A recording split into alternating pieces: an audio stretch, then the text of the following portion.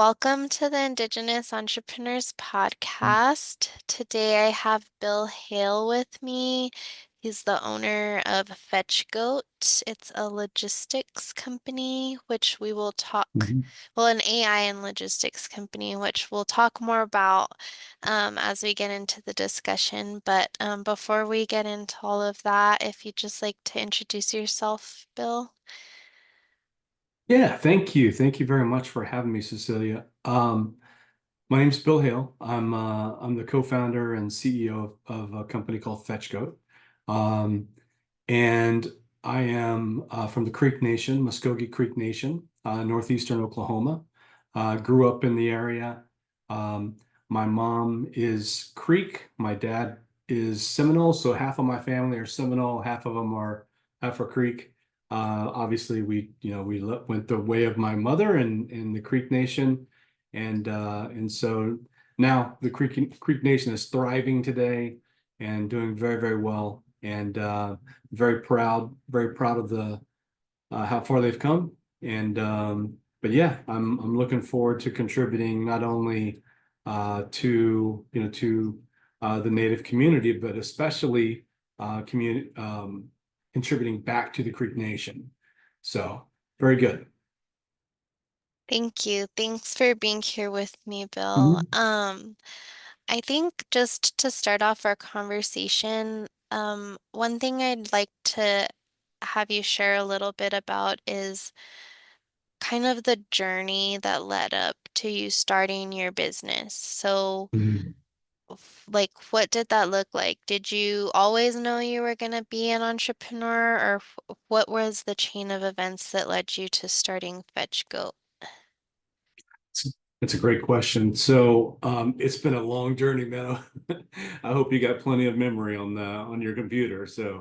Uh, so as I mentioned, I grew up in northeastern Oklahoma. We didn't have any money. We were I grew up very poor, and you know a lot of people say, well, you're a kid. Kids don't know when you're poor. And I disagree. I said, when you're in the neighborhood with a lot of other poor kids and they tell you that, man, you guys are poor, then you get a pretty good idea when you're growing up. And so doing that, you learn a lot of good life lessons and learn how to conduct yourself. You learn how to be resourceful. And I always looked at entrepreneurs and successful business people of something that I wanted to strive for. I had, as I mentioned, part of my family is on the Seminole side, and then us, the Creeks. So my uncle, which is still alive, well, he's still alive, and he was my hero growing up. He worked in, and my namesake, he worked in the Seminole government for years and years. My family worked in, my uncle and cousins worked for the Seminole government in Florida, and they did everything working for the government, from working on the legal side. I had two cousins that worked in Seminole legal community, and then my oldest cousin transferred back, and he was in Oklahoma, Seminole, Oklahoma, oddly enough. And so he and I are very, very close. And he was a paralegal that used to write grants for all the tribes. So not just the Creek Nation and not just the Seminoles of Oklahoma, the Tonkawas, the Choctaws, all of the nations. He was a very successful writer. He was an entrepreneur, and so I always looked up to him, being the eldest cousin. Unfortunately, he passed away young, passed away at 56 years old, and he and I had a plan, what we were going to build to give back to the community, and so now I'm left to carry that torch to build that plan, and that plan is to help bring jobs and technology to those small towns of Oklahoma and create jobs and bring businesses back to the area. And so in doing so, it's very difficult for me to do, working for somebody else. So I spent most of my career in logistics. And I was a delivery provider. So my companies provided transportation for large organizations. Um, in doing so, we found an opportunity that all companies were doing, and we knew it would be an opportunity to build technology around a process. And so that is when you go in to meet with a company, they use multiple different delivery providers. Some of them may use FedEx or UPS and trucking companies, and less than truckload trucking companies and couriers, and so they use all these different type of delivery providers based on what their needs are. And so the only way that they could manage them is to do it manually, by good old phone calls and email. And there's a lot, that is lost in translation in doing so. And so we looked at that as an opportunity to automate that function. So if we could build a platform that could help, big enterprise shippers communicate better um, with delivery providers, then keep all that communication in one place. It drives efficiencies for both sides. And so that's what we set out to build at FetchGoat. And as I tell people, I'm also a veteran. So also a veteran. I've been married for 33 years in a row.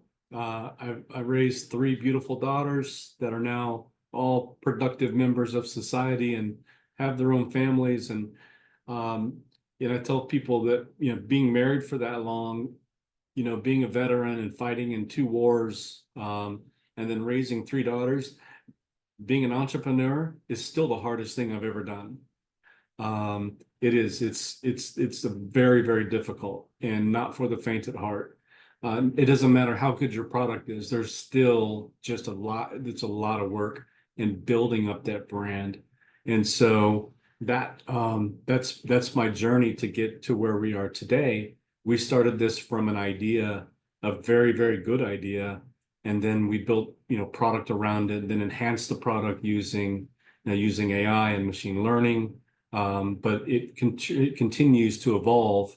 The technology does, but so far so good. We've had a really good response, and we're nowhere near done. We're going to keep going.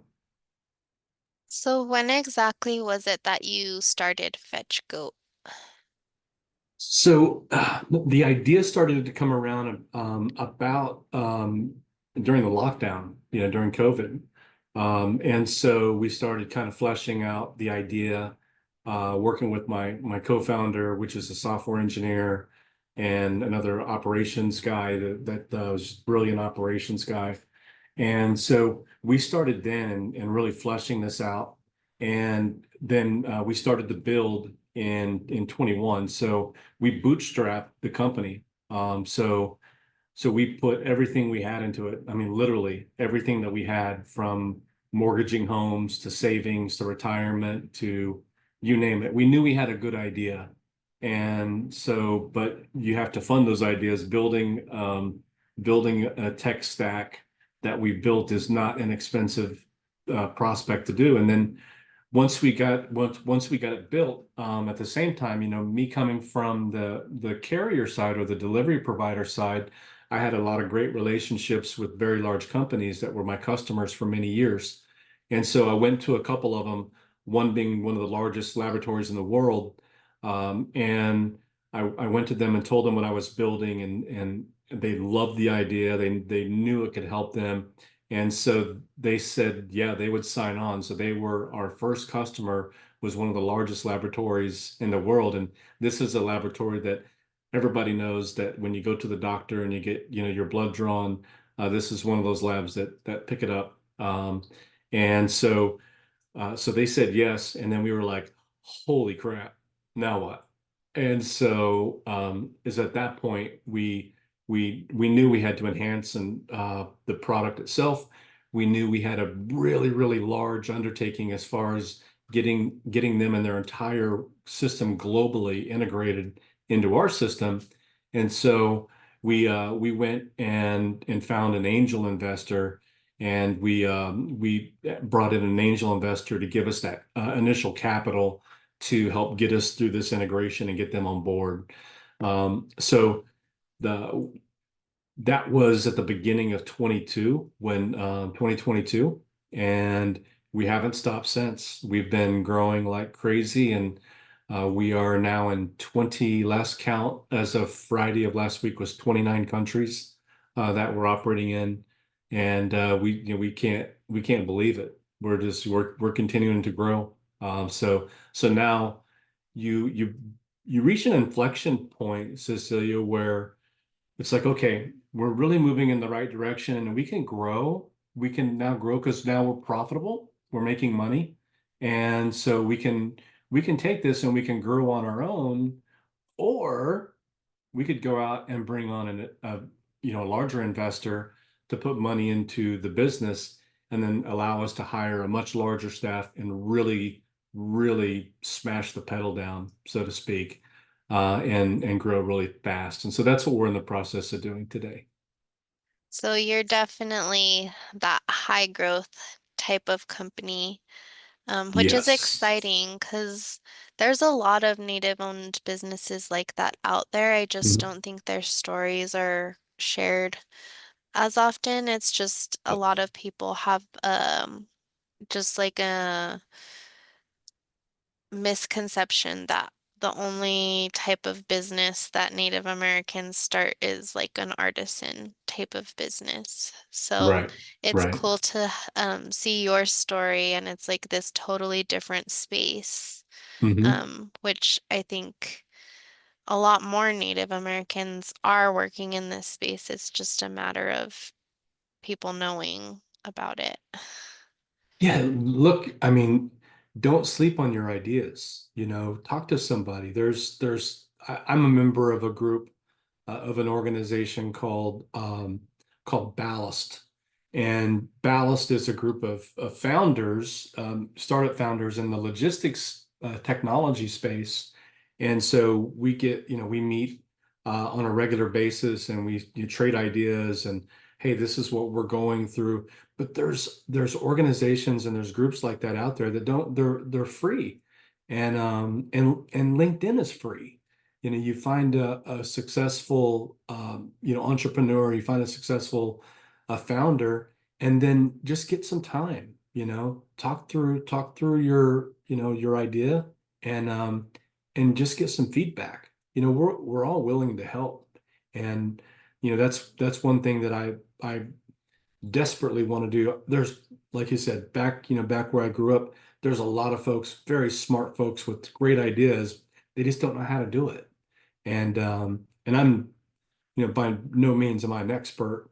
I've had to learn my way through this as well, but I have a lot of great resources. And so if I don't know the answer, I can help you find the answer. It's just don't sleep on your ideas, just do it. You got to try it. You're going to regret it if you don't. Yeah. I think sometimes people just need that example or that person who's Mhm. done it, who they can kind of look to um, as a mentor or an advisor Mhm. of how do I do this? What should I do next? Because like you said, the ideas are out there. It's just kind Mhm. of a matter of knowing what the resources are and what the right steps are. Right. Um, Kind of on that note, Mhm. what is FetchGoat currently set up as? Is it an LLC or a C Corp or an S Corp? What's your business structure like? So we started out as an LLC, and we are making the change right now to a C Corp. We're in the process of doing that now. Wow, that's So awesome. yeah, as we, as I mentioned, as we raise money, one of the requirements is that we move to a C Corp. And so it's exciting for us, to do. So, but again, we've never done that before. So, we've had to find, people and resources to help us get there, and do it very, very quickly too at the same time. And is your company, is it like virtual? Do you guys have a brick and mortar? What does that look like? It's both. So we're a hybrid. So we have an office in Alpharetta, Georgia. In that office, we have a data center that's there as well. So that's where our machine learning and AI servers are. So we have a unique environment there where we have a closed instance of our AI. So as you know, if you go to one of the more public AI companies and you're typing in your information or you share a spreadsheet and that's going out to the public. That's public knowledge now. It's going out to the internet. So we have a secured environment with our AI and machine learning, so it doesn't go out and reach the general internet. So we can upload documents, and we do that because of the nature of some of the things that the data that we're moving through our system. So we have a small office in Alpharetta, Georgia. That's where my co-founder and CTO, Chris Malin, that's where he sits, and also that's where the vast majority of our development is done, is out of that office in Alpharetta. We do have other developers and customer success, and we're remote. Me, I live in North Texas, and so I'm right smack dab in the middle of Comanche area in North Texas, and but I'm remote.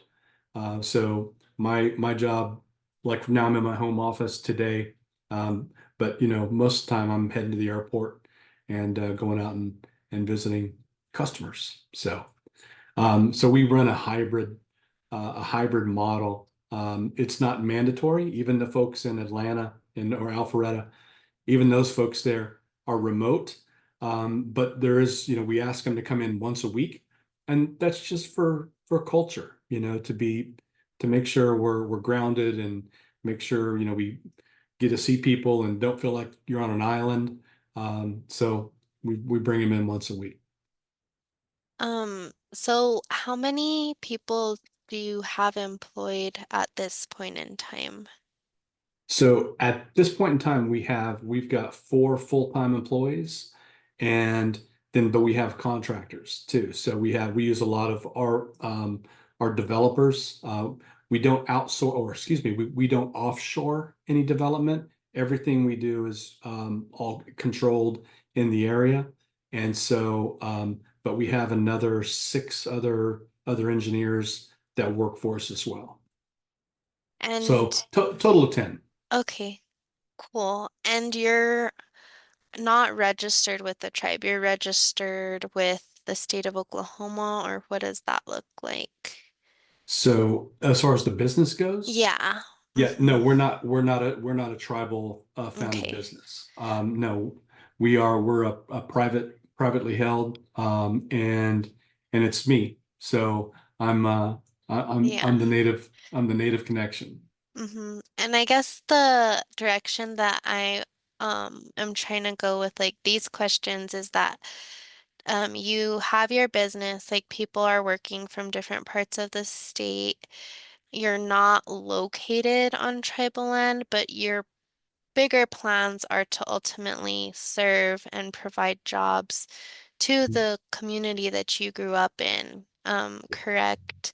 So a lot of times, at least with some of the people that we work with, they want to serve their communities and Mhm. they think that they have to start their business on tribal land, which sometimes that might be the best route to go, but I think there's other ways, like even if you don't start your business on the land with the tribe that you grew up in, there's still ways to serve your community through starting up Oh, your business. I guess is kind yes. of what I'm trying to allude to. Yeah, no, you're right. You're exactly right. And you can still be active in your tribal community and active, within the tribal government and still provide jobs, and without having to have the business reside there.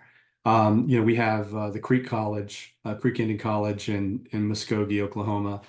And so our goal is to be able to teach there. Once my my personal time is able to slow down a little bit, then I would love to teach there, be an adjunct professor, at the tribal college, and talk about entrepreneurship, talk about technology, talk about supply chain.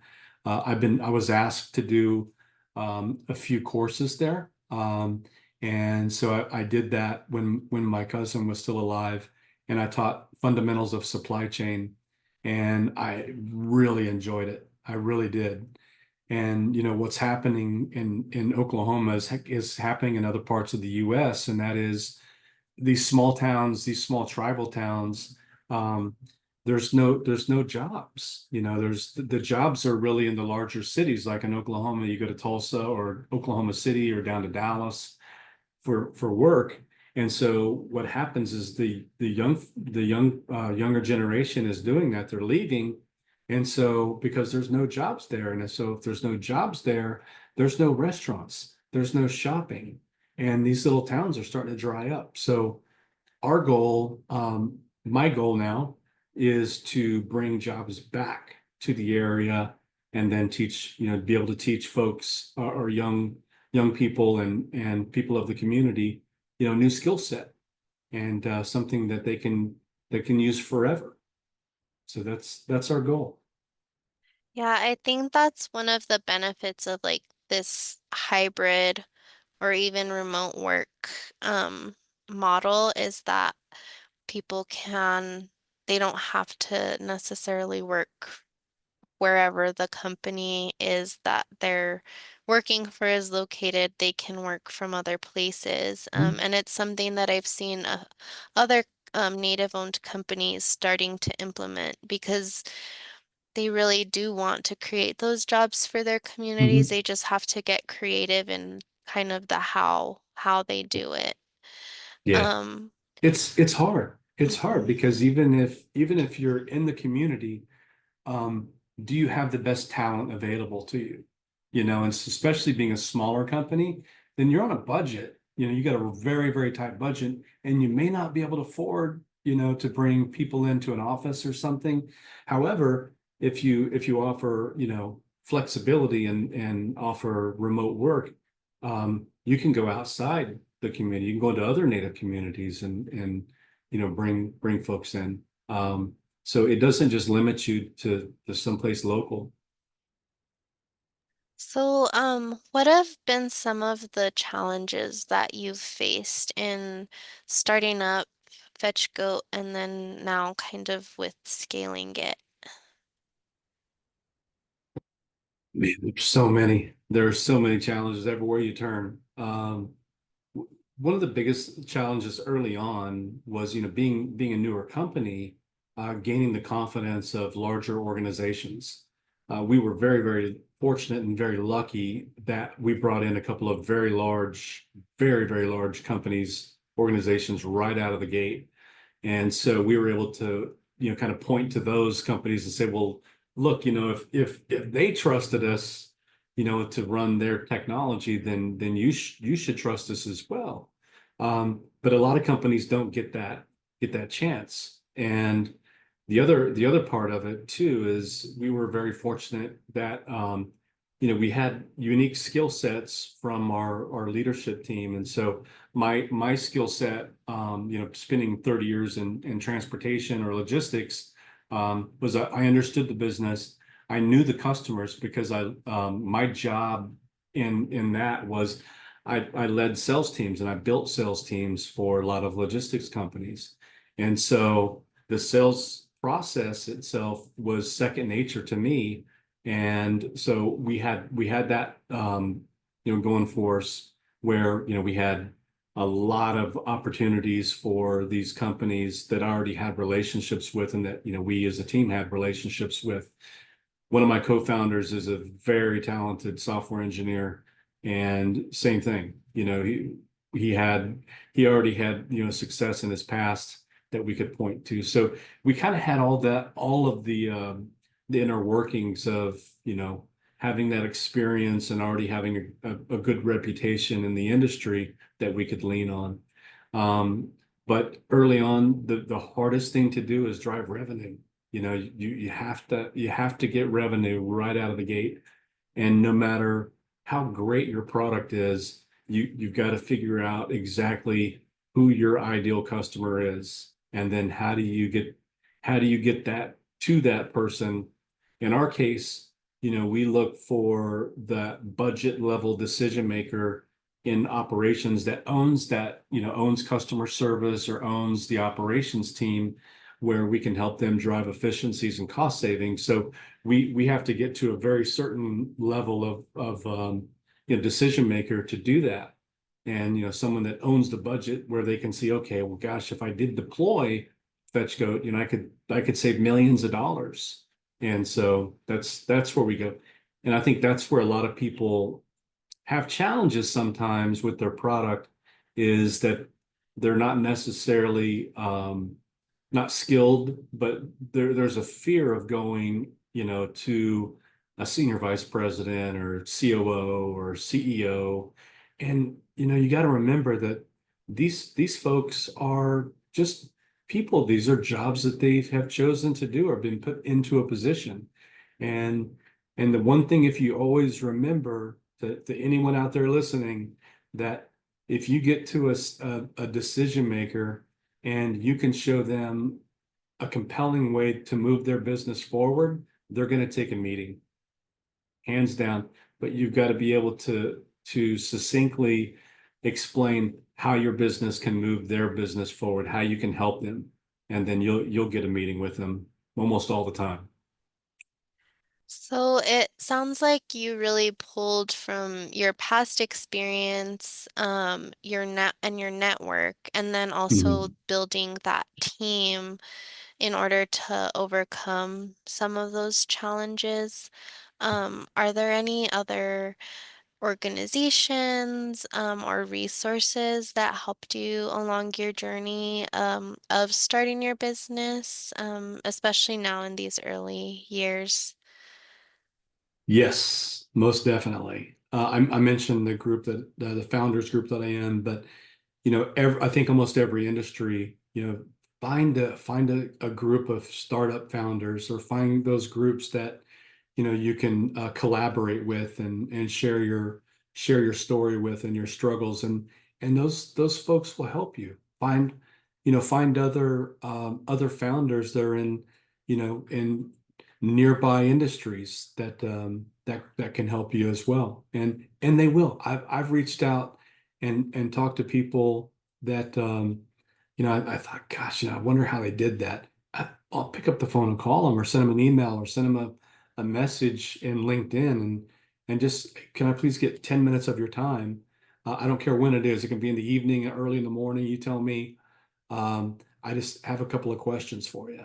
And that, I mean, you can't be afraid to ask questions because none of us have all the answers. So you've got to find folks that have done this before, and they can help you avoid some pitfalls. They can help guide you. And there's a lot of good people out there that'll help you do that. Yeah, a lot of the successful entrepreneurs that I know and that I've spoken to aren't afraid to ask questions or to Mhm. reach out to people and say like, "Hey, can I talk to you real quick?" And I think that just being like an active learner and really just asking questions is what has made a lot of them successful. Yes. Yeah, you can't, you have to throw your ego out the window. And I, I don't think that I have a big ego. I'm harder on myself than anybody could be. And I go ask the questions, and if I don't know the answer, I'll tell you I don't know the answer to that. I can find out, but I don't know the answer to that. And so you can't be afraid. You gotta get out there and network and find those people that can help you. It's funny you say that about the ego because that's actually something that when I was getting my MBA, my last capstone class that we took, the instructor, she said if you want Mhm. to be successful in business or in life in general, she said you have to throw your ego at the trash at the Yeah. at the front of the door. You have to, and like that's just stuck with me ever since I took that class and she said that. So I think you just reminded me of her and when she told us that. You kind of already talked about this a little bit, but Mhm. I'm wondering if you can maybe speak a little more as to how entrepreneurship has impacted your overall life, whether good or bad. How has it impacted your life, and how do you see it impacting your community as well as like the community back home that you're hoping to serve? Wow. It's been a roller coaster ride, for my family because I came from, being a delivery provider, being an executive, a C-level executive, on that side to coming over and giving all that up and to make no money whatsoever. And my wife, my wife of 33 years in a row, she she's been such a trooper. We have been literally burned through our retirement savings, our personal savings. Um, I've sold, my vehicle, my toys, things that, I love. It was required to get us to where we needed to go. And we've cut back, like you wouldn't believe, from a personal financial level, but you have to be committed to do that. But you can't just do it without a plan and knowing when it's coming back. Um, you've got to be committed and be willing to do that. And so, that part of the journey was very, very difficult to do, to ask my family to really to take, look, it's going to be very difficult for us for a little while, but it's going to pay off. And it's now, starting to pay off once we made profitability. So once you get there, and you start moving forward, then things start to really come into light. And I tell people that it's like that scene in Wizard of Oz, where the first half of the movie is everything's in black and white and kind of dreary, and then all of a sudden, things turn to color and flowers start to bloom. So you'll have that moment, that epiphany, that moment when that begins to happen, and it's beautiful when things all coming together, but it's scary. It's scary every day, and you know being able to, now that we've reached that point where we can start to reach out to, to my community and start to make plans. Like I contacted my uncle, and contacted him and told him what I wanted to do, that, I was going to take my cousin and I's idea of, building a call center, data center, and and I'm bringing that to fruition. And I'm going to name the building after him, because he was so popular in the community, because he was the grant writer, and so he worked with several nations and was very, very successful, very good at what he did. When he passed, it was the first time that all of those nations chiefs were in one place at the same time, and it was amazing. It was beautiful. And so when I called him and told him that I'm going to do this, I have the vehicle now that's going to enable me to do this. He was just over the moon, and I want to do it sooner than later, because he's not getting any younger, and I think it would be a beautiful, beautiful tribute to my cousin, to have his name on that building. Well, I hope you get to do that sometime soon. It Me sounds like too. you're on the path, to We are definitely bringing on the that path. to fruition. Yeah. I guess I probably should have asked this question earlier, but where did the name FetchGoat come from? Ah, thank you. So we when we were looking for a name, so I'm a marketing nerd. So like all of our LinkedIn posts. And by the way, if you're listening, be sure and go follow us on LinkedIn. Um, and so like I do all of the posts on LinkedIn, from the graphics to all the posts. I have a little help, but I do the vast majority of those, and did those in the very beginning. And so when we started the company, I had a couple of rules that I wanted, and the other guys had things that they wanted. But what we talked about was, okay, we want to have the name represent what we do, you know. Number two, and this was my pet peeve. I wanted the name to be spelled properly because there's a lot of, startup companies and companies out there that the names is, not a normal name and it's not, it's hard to find, right? So did I spell it right? You entered it into, the URL address and it doesn't come up because it's spelled incorrectly. And so I wanted it to be spelled correctly.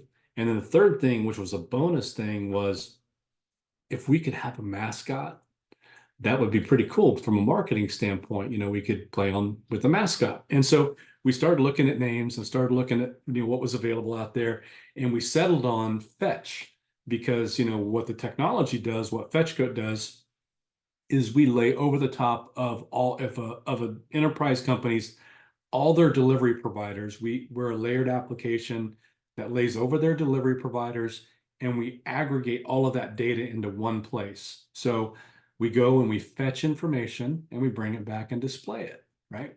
And so we were like, okay, fetch.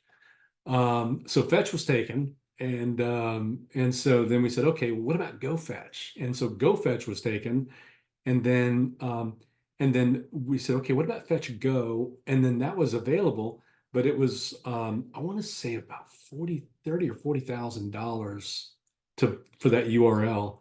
And at the time we were about 30 to $40,000 short of being able to afford that.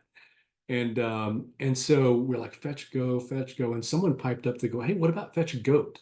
Like the greatest of all time, because you can't have a conversation today without somebody talking about the goat, like the goat. And so we said, yeah, what about Fetch Goat? And so, but instead of greatest of all time, it would be greatest of all technology. And so we said, okay, Fetch Goat. So we went and looked it up and we bought the URL for $9.95. And that's how we settled on Fetch Goat.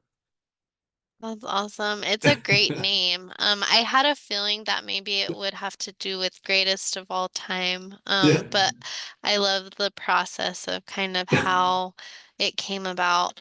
Um, it's always Oh, we had some interesting. wacky names. We had some crazy, and I thought, man, people are gonna think we're nuts if we go with some of these names. But yeah, we did that. We come up with we went and I think we that was one of our larger expenses early on as we spent a little bit of money having the logo, completed. But again, there's a lot of inexpensive resources out there to do that now. And so yeah, it doesn't cost anything. And the other big thing too is if you search FetchGoat, the only thing that's going to come up is all about us. hmm Yeah, So it's names are so important. yeah. Because if you don't choose the right one, like it can lead to all different types of stuff, like even Mhm. trademarks and all of that Yeah. stuff too. It's harder to Oh get yeah. proprietary stuff. But that's awesome. I like the name Fetch Goat. Um, It's hard to forget. yeah, definitely. And the logo is really cool too. Yeah, we like it. We have a lot of fun with it. hmm So you can't hear it now because I have noise canceling on my machine. But we give when employees start, we give them mugs and with the logos and T-shirts, and we have a screaming goat that we give them also. And That's funny. so yeah, and then we have a couple of our employees that are on maternity leave and have babies, and we have a baby goat that we send Oh, them, that's and cute. yeah, have a baby goat that we send them, and then we send out little onesies that says baby goat, and that has a logo on there too. So we have some fun with it. We do. Yeah, that's super cute. Um, just a few more questions. But one thing that I ask everyone when they come on here, and you've kind of already given a lot of little nuggets of wisdom throughout this episode, but if someone is interested in pursuing entrepreneurship, but they haven't taken the leap, what is one piece of advice you'd give them? Oh, do it. Absolutely do it. Um, you need to tie your idea to how you're going to generate revenue. That's the biggest thing is how are you going to take this idea and then move this idea to a way you can drive revenue for the company. And it doesn't have to be huge revenue to start with. It can just be a little bit of revenue, but it's so important to be able to do those two things together. And the second part is you we already talked about removing your ego. You got to push your ego out because you're going to hear no a lot. And then you can't be afraid to pick up the phone and call the higher ups, whoever is really truly going to benefit from your solution or your product. um, you got to find out who that is and then where to go get them. And there's some great tools out there, where you can plug in, like for us, we are servicing right now. We're really focused on healthcare. We don't only serve, but we're really focused on healthcare because the solution is a really beautiful fit for healthcare.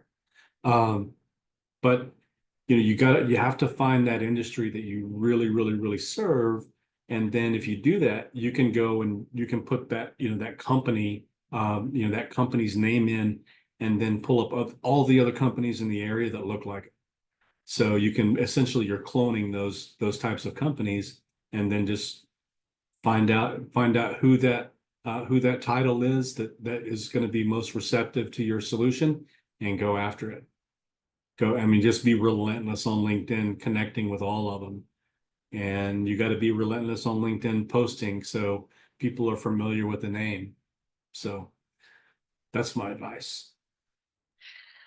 That's actually what we have our interns do with our technologies from Mhm. UNM is because and I was an intern, so this was my job at one point in time Yeah. was um when we're doing like a marketing campaign, as an intern, you have to review the technology and then you have to research which companies might be interested in licensing the technology, and then you have to go on their website and find which person would be the best person to contact at that company. So when I was Yeah. an intern, I spent so much time on different companies' websites, and like I Yeah. felt like a headhunter because I was just looking at all the Yeah. different titles and people and then Yeah. trying to find the email address, and it's Yeah. this whole thing.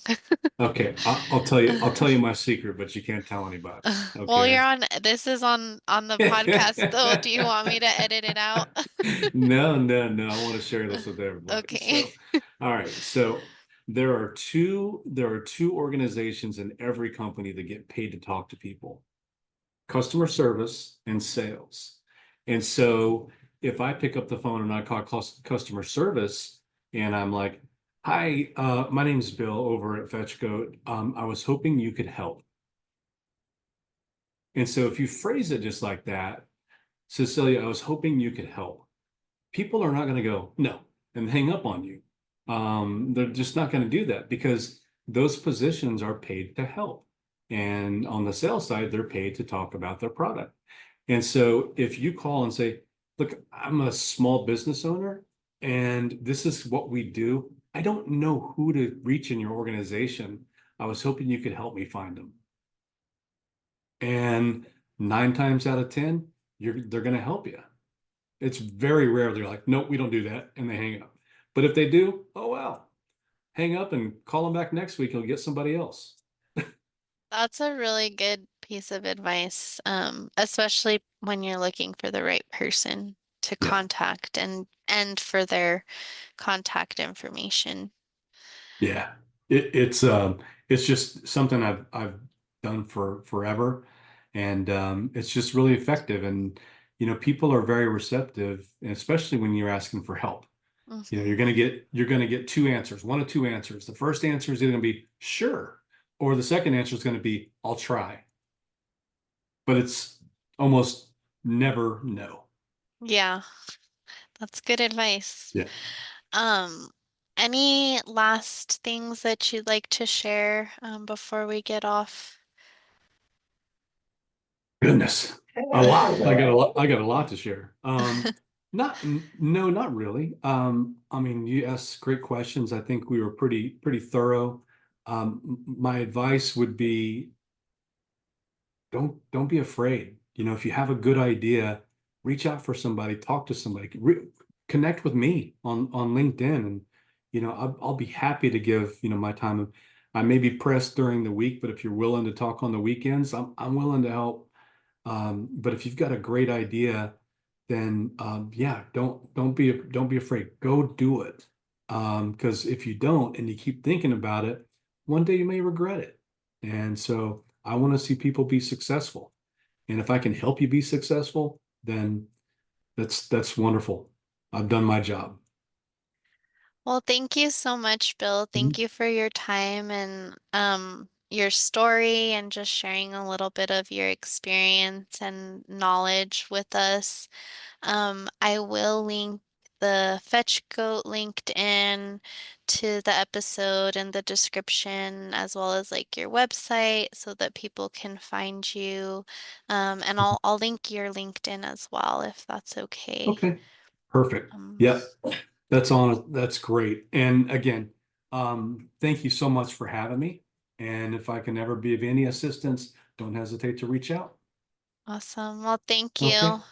Okay. Thank you very much.